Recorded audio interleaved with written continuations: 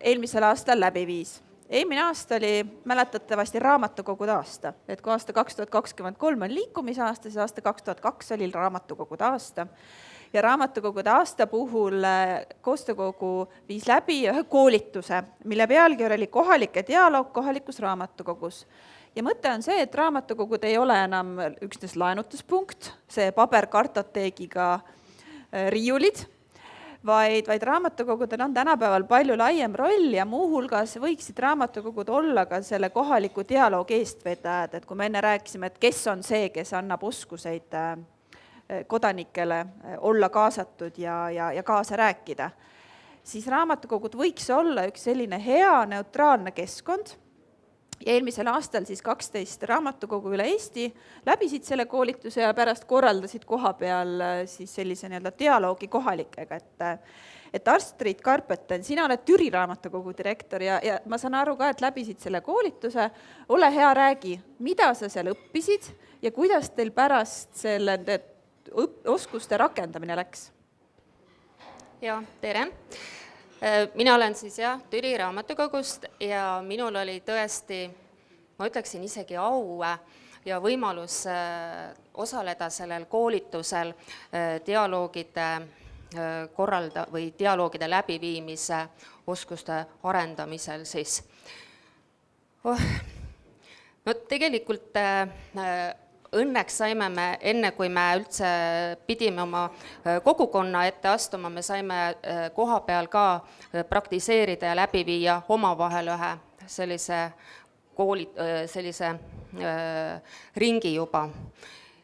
Et sellega sai need suured pinged maha võetud.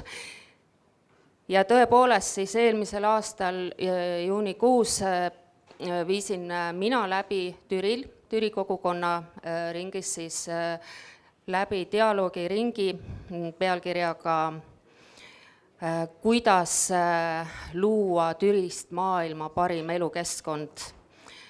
Miks just selline? Sest et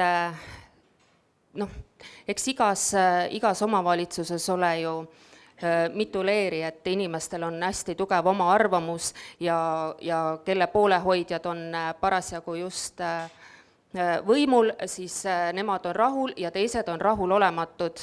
Ja ma nägin, et need kaks leeri ei saanud väga omavahel hakkama. Ja ma mõtlesin, et on väga hea võimalus tuua need inimesed kokku ja arutleda omavahel ja vaadata, mis sellest välja tuleb. Ja siis me niimoodi tegimegi. Et mina nägingi, et see meie raamatukogu oli nii õige asutus seda läbi viima, sest et me olime kui indikaator, et meie juures käisid nii ühed inimesed kui teised inimesed, kes kõik avaldasid oma arvamust ja meie noogutasime raamatukogu hoidjad seal ja kuulasid. Ja nüüd oligi siis hea võimalus, kus olid kohal inimesed, kellele see teema korda läks ja olid kohal ka vallavalitsejad, oma valitsejad seal ja nii ta oli. Mis olid need peamised oskused, mida sina selle dialoogi läbiviijana nagu pidid omama, et olla edukas? Peamised oskus juhtida seda dialoogiringi, sest et ma arvan, et igaüks siit ju teab, mismoodi meie poliitikud arutlevad. Käib üks, kes kõvemini karjub, kes halvemini ütleb, need on tegijad.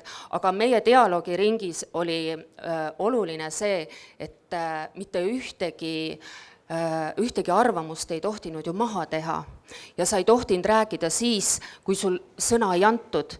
Et seal olid väga kindlad reeglid paigas ja kui alguses oligi hästi keeruline selgeks teha, et tegelikult sa praegu ei tohi rääkida, et hoopiski tema kord on rääkida, siis lõpuks nägid, kuidas inimesed kihelesid, nad tahtsid nii väga öelda, aga reeglid olid väga hästi niimoodi neile kinnistunud, et nad ootasid oma järge. Ja tekkiski selline arutelu, viisakas, kultuurne ja ma nägin, et inimesed olid tänulikud, sest pärast ka tagasisidest üks naine kirjutas, et aitäh, et andsid võimaluse kuulata, öelda ja olla nii, et mitte keegi ei teinud mitte kedagi maha. Aga kuhu te välja jõudsite? Kas teil tulid mingid konkreetsed ettepanekud selle dialoogi tulemusena või otsustasite edasi midagi arutada? Meie vallavalitsejad, neid oli seal lausa 3 inimest vallavalitsusest ja nemad olid väga rahul, sest et pahatihti jäävad mingid probleemid kusagile kinni, et inimesed ei saa vastuseid ja nüüd said nad nii ruttu vastused, et info hakkas palju kiiremini liikuma kui varasemalt. Ja kuidas edasi? Mis te edasi teete? Tegelikult meil on juba järgmine dialoogiring ka ära peetud ja see oli Tirion Kevadpealinn ja nägin, kuidas kogu aeg on üks ja seesama tiim teeb seda. Ja mul tuli mõte, et kui me nüüd annaksime ka kogukonnale võimaluse, mida nemad tahaksid, mida nemad saaksid veel teha, et mitte, et praegust halvasti on, vaid et veel lisandväärtust juurde anda. Ja sellest viimasest dialoogiringist tuligi nüüd üks väga hea mõte, mis inimesel oli peas, mis oleks jäänud võib-olla tema enda üksipäini teha ja ta ei oleks jõudnud seda teha, aga nüüd on juba esimene kokkusaamine ära olnud ja sealt dialoogiringist ta sai endale nii palju mõttekaaslasi, et kui juba ühest väikesest seemnest, mõtteseemnest hakkab midagi tulema, et siis on juba see dialoogiring väga korda läinud.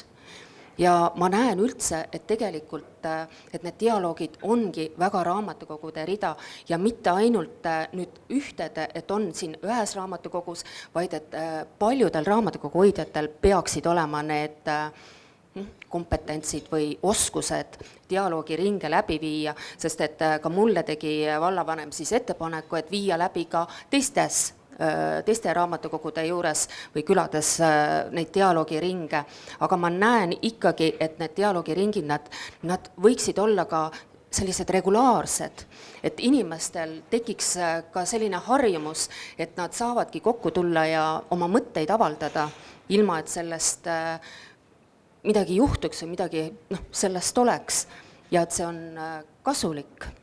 No ma loodan, et juhtub see, et tulevad ideed, mis saavad ka ellu viidud, aga ei juhtu seda, et inimesed lähevad halva tundega ära. Täpselt, et ja ma usun, et mitte keegi ei tahagi ju halva tundega ära minna ja selleks ongi vaja ju need raamatukogu hoidjaid ka koolitada, et nad oskaksid seda dialoogiringi niimoodi juhtida, et sellest oleks kasu, abi kõikidele, tervele kogukonnale. Suur aitäh sulle, Astrid, ja ma loodan, et Urma, sul on küsimus, ole hea. Saab seal mikrofoni kaudu vist ka osalejate kohta lihtsalt tahtsin teada, kuidas need osalejad sinna kas tulevad või leitakse või kuidas nad tekkisid? Küsimus siis veebis kuulajatele ka, et kuidas need osalejad leiti, et kes tulid sinna teie dialoogiringi?